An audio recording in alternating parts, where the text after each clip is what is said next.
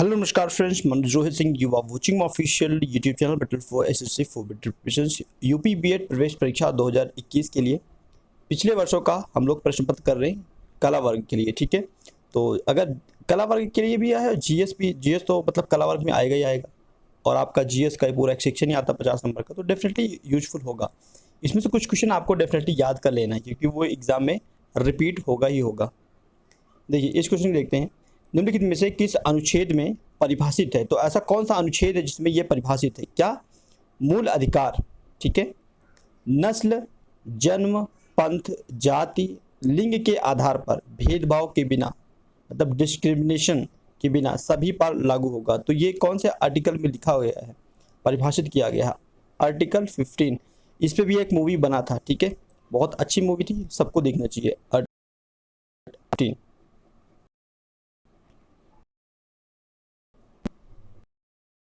निम्नलिखित अनुसूचित क्षेत्रों में परिवर्तन करने के लिए संवैधानिक तौर पर सशक्त है।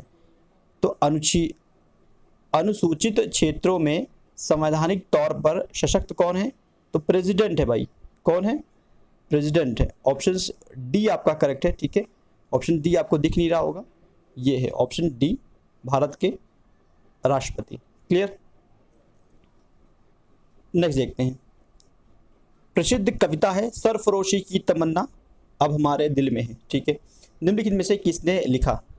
तो सबसे इंपॉर्टेंट ये है कि इसको लिखा तो बिस्मिल अजीमाबादी ने लिखा था। ठीक है, ठीक है, कब लिखा था भाई? इन्होंने इसको उर्दू में लिखा था और इन्होंने इसको लिखा था 1921 में, लेकिन तब ये उतना फेमस नहीं हुआ। ये फेमस तब हुआ जब इसको एक नारा का रूप दे दिया गया। ठीक है, और किसने दिया था? राम प्रसाद बिस्मिल ने। ठीक है, इन्होंने इसको स्वतंत्रता संग्राम जब हुआ था, देश को आज़ादी कराते समय, तो इसको एक नारा दे दिया गया था। ठीक है, तो नारे के यूज में इसको यूज किया गया। भगत सिंह, चंद्रशेखर, ठीक है, राम प्रसाद बिस्मिल, सभी लोग इसका यूज कर रहे थे। सरफरोशी की तमन्ना अब हमारे दिल में है। तो इसको लिखा किसने है? लिखा तो बिस्मिल अजीमाबादी ने लिखा है, वो भी उर्दू में लिखा था 1921 में, लेकिन ये फेमस तब हुआ आज़ादी के समय, और राम प्रसाद बिस्मिल को इसका श्रेय जाता है। ठीक है, नेक्स्ट देखते हैं, भारत के किस गवर्नर जनरल ने डाक सेवा की शुरुआत किया था? देखिए डाक सेवा की शुरुआत my dear friends Lord Clive ने किया था। ठीक है, लॉर्ड क्लाइव ने किया था। कब किया था? 1766 में किया था। ठीक, 1766 में पश्चिम बंगाल में किया था। डाक योजना की शुरुआत लॉर्ड क्लाइव ने किया था। क्लियर है, लेकिन उसको डेवलप किया, उसको विकसित किया, ठीक है, किसने किया था? लॉर्ड वरेन हैक्टिस। ठीक है, और इसमें ऑप्शन वो है नहीं, तो डेफिनेटली आपका 4 ऑप्शन बन जाएगा कि जो लॉर्ड क्लाइव थे उन्होंने 1766 में पश्चिम बंगाल में डाक योजना सबसे पहले स्टार्ट उन्होंने करवाया था, बाद में उसको विकसित किया वरेन हैक्टिस ने। ठीक है, तो इस हिसाब से ऑप्शन 4 आपका बन जाएगा। ठीक है,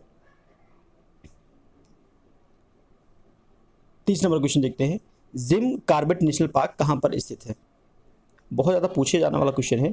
जिम कॉर्बेट नेशनल पार्क, यह है उत्तराखंड में, और उत्तराखंड में एक आपका और फेमस है, कौन सा है? दुधवा। ठीक है, दुधवा नेशनल पार्क ये एक फेमस है। उत्तराखंड का एक और फेमस है, उसको बोलते हैं गंगोत्री। क्या? गंगोत्री नेशनल पार्क, ये भी एक नेशनल पार्क है जो कि उत्तराखंड का फेमस है। जिम कॉर्बेट ये भी फेमस है, और दुधवा ये भी, तीनों उत्तराखंड से बिलोंग करता है, तो याद रखना इंपॉर्टेंट है। ठीक है, अगर हम मध्य प्रदेश की बात करें तो मध्य प्रदेश में एक नेशनल पार्क है जो बहुत फेमस है, उसको बोलते हैं पेंच। अच्छा, ये पेंच जो है ये मध्य प्रदेश में भी है, और ये आपका बिलोंग करता है महाराष्ट्र में भी है, तो दोनों जगह है। ठीक है, कंफ्यूज नहीं होना है, महाराष्ट्र में भी है और मध्य प्रदेश में भी है। ठीक है, लेकिन फेमस दोनों जगह है। क्लियर है, चलिए मूव करते हैं। प्रथम केंद्रीय विधानसभा का गठन कब किया गया? कब किया गया था इसका गठन? देखिए 1919 भारत सरकार अधिनियम, इसको तब इसका नाम था कि सम्राटी विधान परिषद। क्या नाम था? सम्राटी विधान परिषद, लेकिन इसको गठन केंद्रीय विधानसभा का गठन के रूप में माउंटेन चेम्सफोर्ड द्वारा इसको लागू किया गया था 1920 में। तो इसको लागू किसने किया था, ये थोड़ा याद रखना इंपॉर्टेंट है, ठीक है। मॉन्टेग्यू, ठीक है, मॉन्टेग्यू चेम्सफोर्ड, क्लियर है। तो इन्होंने इसको लागू किया था 1920 में, मतलब इसका गठन हुआ। मंडल आयोग रिपोर्ट किससे संबंधित है, मंडल आयोग, ये बहुत इंपॉर्टेंट है, ठीक है, आपके एग्जाम के लिए इंपॉर्टेंट है। जो मंडल आयोग है ये संबंधित है आपका अन्य पिछड़ा वर्ग से। अन्य पिछड़ा वर्ग समझते हो, SC ST, ठीक है। तो ये आरक्षण से संबंधित है, रिजर्वेशन से संबंधित था। अन्य पिछड़े वर्ग को रिजर्वेशन जो था वो जैसे कि SC ST तो पहले 27% था, तो इन लोग का मांग था, मतलब बढ़ाकर इसको 49.5% कर दिया जाए इस रिपोर्ट में, क्लियर है। कौन सी रिपोर्ट में, मंडल आयोग, ठीक है, अन्य पिछड़े वर्गों से संबंधित था, रिजर्वेशन से रिलेटेड था ये, ठीक है। नेक्स्ट देखते हैं, प्रारंभ में कितने मौलिक अधिकार थे। काफ़ी इजी क्वेश्चन है और आप लोग सही भी करेंगे। स्टार्टिंग में 7 थे, लेकिन बाद में अभी वर्तमान में 6 हो गए हैं। ऐसा क्यों हुआ, क्योंकि संपत्ति का जो अधिकार था, जो 7वां अधिकार था, संपत्ति का अधिकार था, तो उसको हटा दिया गया है। उसको 44वें संविधान संशोधन के तहत उसको हटाकर उसको कानूनी अधिकार बना दिया गया, ठीक है। संपत्ति का अधिकार अब कानूनी अधिकार बन गया। इस वजह से मौलिक अधिकार अब प्रेजेंट में 7 है, लेकिन स्टार्टिंग में पहले 7 थे, अब 6 है, ठीक है। तो दोनों पता होना चाहिए डिफरेंसेस। नेक्स्ट देखते हैं, सिंधु घाटी सभ्यता में धौलावीरा निम्नलिखित में से किसके लिए फेमस है। ये फेमस है जल संरक्षण के लिए। किसके लिए, जल संरक्षण के लिए, कि वाटर को कैसे रोका जाए और उसका निकास कैसे किया जाए, तो उसके लिए इन्होंने अच्छा इंतजाम किया था, इसीलिए धौलावीरा फेमस है, ठीक है।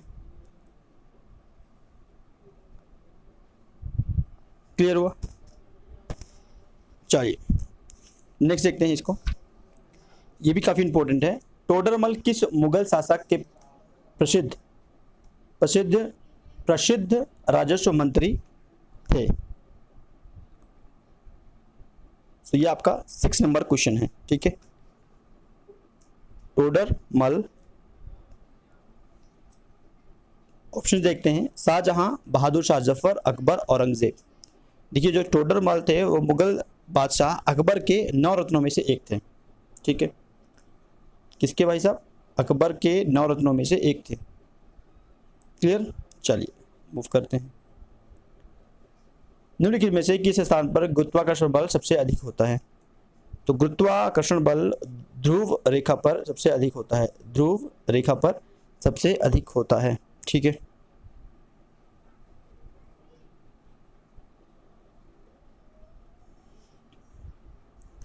ऐतिहासिक लखनऊ समझौते के निर्माता तथा विख्यातमान होने के लिए हिंदू मुस्लिम एकता राजदूत की उपाधि से किसे सम्मानित किया गया।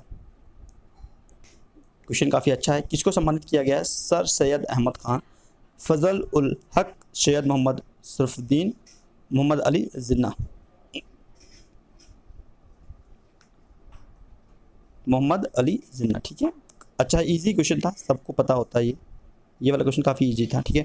तो मोहम्मद अली जिन्ना को सरोजनी नायडू ने हिंदू मुस्लिम एकता का राजदूत कहा।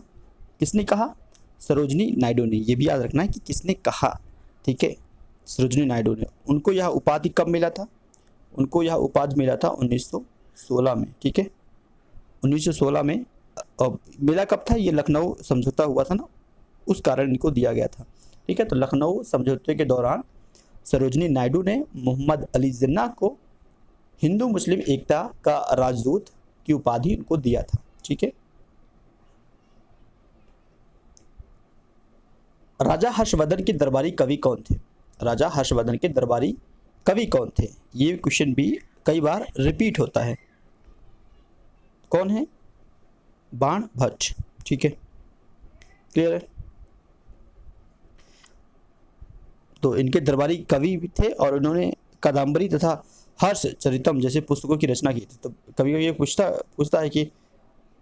पूछता है कि भाई बाणभट्ट ने कौन सी रचना की? तो कादम्बरी और हर्षचरितम, ठीक है, हर्षवर्धन के नाम पे ही उन्होंने किया था, हर्षचरितम, ठीक है, उनकी पुस्तक का नाम है बाणभट्ट का। नेक्स्ट देखते हैं सी प्लस प्लस क्या है। सी प्लस प्लस क्या है? ठीक है, यह एक प्रोग्रामिंग लैंग्वेज है। क्लियर है? प्रोग्रामिंग लैंग्वेज है। आई होप आप क्लियर कर पाएंगे। कंप्यूटर से भी एक दो क्वेश्चन आ जाता है। अच्छा, इस क्वेश्चन का जवाब आप लोग कमेंट में करेंगे, ठीक है। मलेरिया फैलाने वाले रोगाणुओं की खोज किसने किया था?